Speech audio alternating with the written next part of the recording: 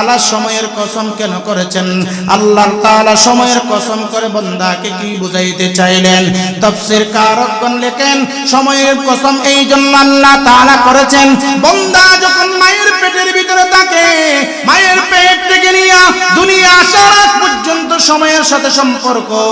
ও বন্ধুরে আমার, শুধু তাই নয়, বান্দা দুনিয়ার মধ্যে কতদিন থাকবে আল্লাহ তাআলা সময়ের সাথে সম্পর্ক করে দিয়েছেন। বান্দা দুনিয়ার মধ্যে একদিন থাকবে না, 2 দিন থাকবে, 3 দিন থাকবে না, 4 দিন থাকবে, 1 বছর থাকবে না, 5 বছর থাকবে, 50 বছর থাকবে না, 70 বছর থাকবে। আল্লাহ তাআলা কুদরতি ভাবে সিলেক্ট করে দিয়েছেন। এই জন্য আমার আল্লাহ তাআলা ডাক দিয়ে বলেন, ও বালুকা এলাকার মুসলমান, ও বালুকা এলাকার পর্দানশীল মা ও বোনেরা, ও বালুকা এলাকার বৃদ্ধ বাবাজিরা, খুব গভীর মনোযোগ দিয়ে শুনবেন। আল্লাহ তাআলা ডাক দিয়ে বললেন, বান্দারে আমি আল্লাহ সময়ের শপথ কেন করেছি জানোস নি? আমি আল্লাহ এই সময়কে অনেক দামি বানাইলাম। এই সময়ের কারণে কেউ জান্নাতি হয়, আবার কেউ জাহান্নামী হয়। বান্দা যখন দুনিয়ার মধ্যে সময় লাগায়, বান্দা দুনিয়াদার হয়ে যায়। এই সময়টা যখন আবার আখিরাতের দিনের উপর লাগায়, বান্দা খুব দামি হয়ে যায়। আল্লাহ তাআলা বললেন, ও বান্দা সময়টা অনেক দামি, সময়টা অনেক দামি। এই সময় অনুযায়ী যদি তুমি চলো, সময়কে যদি দামি মনে করো, সময়কে যদি দামি বানাইতে চাও, তাহলে বান্দা আমার ইবাদত করা শুরু করে দাও। বান্দা এই পৃথিবীর মধ্যে কেউ থাকতে পারবে না, সবাইকে চলে যেতে হবে। আমার আল্লাহ তাআলা বললেন, পৃথিবীর মধ্যে যারা আগমন করেছে সবাই কিন্তু একদিন চলে যেতে হবে। আমার আল্লাহ তাআলা বললেন, এই চলে যাওয়াটার সম্পর্কে সময়ের সাথে সম্পর্ক আছে না নাই? সময়ের সাথে সম্পর্ক আছে না নাই? এই জন্য ভাই বন্ধুরে আমার, আল্লাহ তাআলা যে সময়টা দিয়েছেন, এই সময়কে গনিমত মনে করা দরকার আছে না নাই? আছে না নাই? বাজান চিল্লায় বলেন আছে না নাই? এই সময়কে যদি গনিমত মনে করতে চান, তাহলে ইবাদত করা লাগবে কি লাগবে না? জোরে বলেন, ইবাদত করা লাগবে কি লাগবে না? ও বন্ধুরা আমার, কুটির আকার শোনেন, অন্তরের কানটা লাগাই দিয়ে শুনেন। আল্লাহ তাআলা সময়ের কসম খেয়েছেন, এরপরে আল্লাহ তাআলা বললেন কি? ইন্নাল ইনসানা লাফি খুস, নিশ্চয় মানুষ ক্ষতিগ্রস্তের মধ্যে। কারা ক্ষতিগ্রস্তের মধ্যে?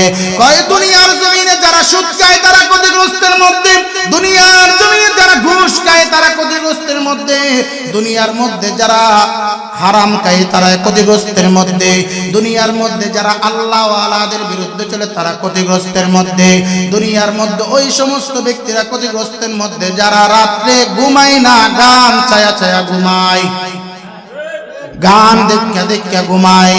এইরকম লোক আপনাদের সমাজে আছে না নাই? ও যারা গান দেখো ভাই, তোমার 2 পা লাগায় দাও, তোমার 2 পায়ে হাত দিয়ে বলি রে বাবা, এই গান তোমাকে জাহান্নামী বানায়। কারণ কেন? গান আস্তে আস্তে মানুষকে জানার দিকে মুবতলা করে। গান দেখতে দেখতে একদিন মানুষ জানায় লিপ্ত হয়ে যায়। এই জন্য আমার রাসূল বললেন, গান হারাম, গান তুমি শুনিও না। গান শুনতে শুনতে তোমার দিলটা মরে যাবে। একদিন দিল যখন মরে যাবে, তখন তোমার কোরআনের আওয়াজ ভালো লাগবে না, তখন তোমার ওয়াজ ভালো লাগবে না, তখন তোমার কোরআনের তেলাওয়াত ভালো লাগবে না, তখন তোমার কিছুই ভালো লাগবে না, আল্লাহ ওয়ালাদেরকে ভালো লাগবে না। এই জন্য বালুকা এলাকার মুসলমান বলে যায়, আজ থেকে নিয়ত করেন না বাজার, 2 হাত তোলেন না, বলেন আল্লাহকে আল্লাহ, আর জিন্দগিতে গান দেখব না। বলেন না আল্লাহ, আর জিন্দগিতে গান দেখব না। বলেন না সবাই, আর গান দেখব না, হারাম আর খাইব না। ও আল্লাহ, তোমার বান্দারা 2 হাত উঠাইছে, ও দয়ার মালিক, ইরাদা করেছে, নিয়ত করেছে, হিম্মত করেছে। ও আল্লাহ, তুমি তাদেরকে আরো হিম্মত বাড়িয়ে দাও। ও আল্লাহ, তাদেরকে জান্নাত এবং জাহান্নামের মনোবাসনা পূর্ণ করে দাও। আয় আল্লাহ, তাদেরকে আপনি কবুল করে নেন। আয় আল্লাহ, তাদেরকে জান্নাতি বানায়া দেন। ও বন্ধুরে আমার, খেয়াল করবেন বাজান, চোখ থেকে একটু পানি নিয়ে আসবেন আর রবকে বলবেন না একটু দেখেন না, চোখটা বন্ধ করেন না। জিন্দেগিতে কত গুনাহ করেছেন, কত গুনাহ করেছি, চোখটা বন্ধ করলে দেখে যাবে হায় হায় কত জানা করেছি, কত ব্যভিচার করেছি, চোখের জানা করেছি, কানের জানা করেছি, অন্তরের জানা করেছি। ও বন্ধুরে আমার, ভালো করে খেয়াল করেন না, একটু দেখেন না, এক ফোঁটা চোখের পানি ফেলান না, ফেলাইয়া আল্লাহকে বলেন আল্লাহ, বলেন না আল্লাহ, আর একটু জোরে চিল্লাই বলেন না আল্লাহ, আর একটু জোরে চিল্লাই বলেন না আল্লাহ। জিন্দগিতে কত গুনাহ করেছে বাজার, একটু খেয়াল করেন না। গুনাহ আর গুনাহ ছাড়া আর কিছু নাই। এই গুনাহ নিয়ে যদি কিয়ামতের ময়দানে রবের সামনে দাঁড়াই, রব বলবে বান্দা সময় দিয়েছিলাম, সময়কে মূল্যায়ন করস নাই। ও বান্দা, উলামায়ে কেরাম বলেছিল বিশ্বাস করস নাই, আজ তোর জন্য জাহান্নাম ছাড়া আর কিছু নাই। ও বন্ধুরে আমার, একটু মুরাকাবা করে দেখেন না, জাহান্নামের আগুন ধাও ধাও করে জ্বলে, জাহান্নামের আগুন দাও দাও করে জ্বলে। এই জাহান্নামের আগুনে কেমনে সহ্য করবা, কেমনে জাহান্নামের আগুনে পুড়বা? আল্লাহ যদি বলেন বান্দা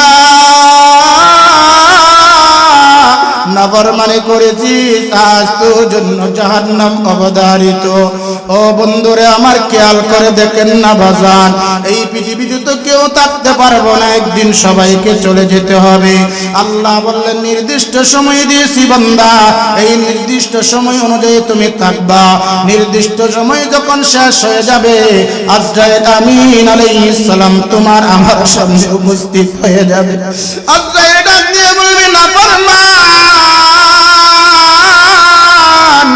এক কদম সামনে অগ্রসর হইতে পারবে না, পিছনে অগ্রসর হইতে পারবে না।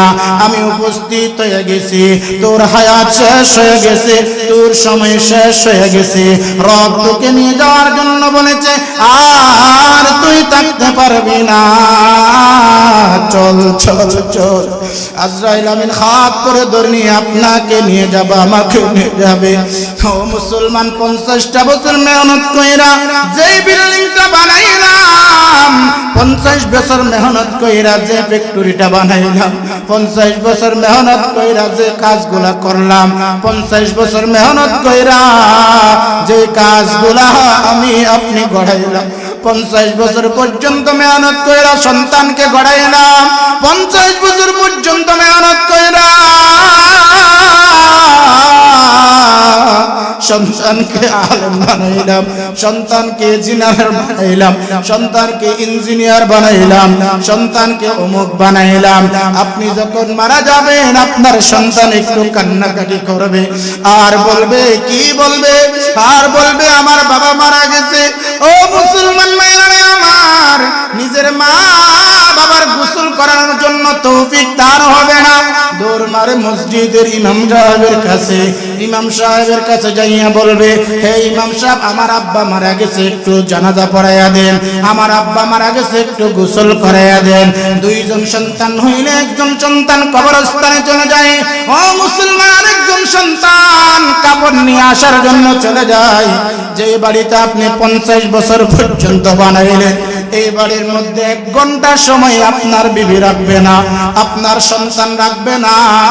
আপনার বিবি বলবে তাড়াতাড়ি বিদায় দাও, আত্মীয় স্বজন বলবে তাড়াতাড়ি বিদায় দাও, আপনার সন্তান বলবে তাড়াতাড়ি বিদায় দাও।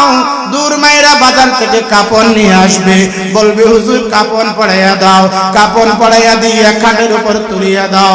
বাবাকে আর রাখা যাবে না, বাবাকে যদি রাখি গন্ধ বের হবে, এই গন্ধ সহ্য করা যাবে না, তাড়াতাড়ি বিদায় দাও। খাটিয়ার মধ্যে তোলা হইল। ও ভাই, আপনাকেও তুলবে, আমাকেও তুলবে, ঠিক না বেটি? আপনাকেও তুলবে, আমাকেও তুলবে। এই কাটিয়া নিয়ে সন্তানরা চলে যাবে কবরস্থানের দিকে। আমার রাসূল বললেন,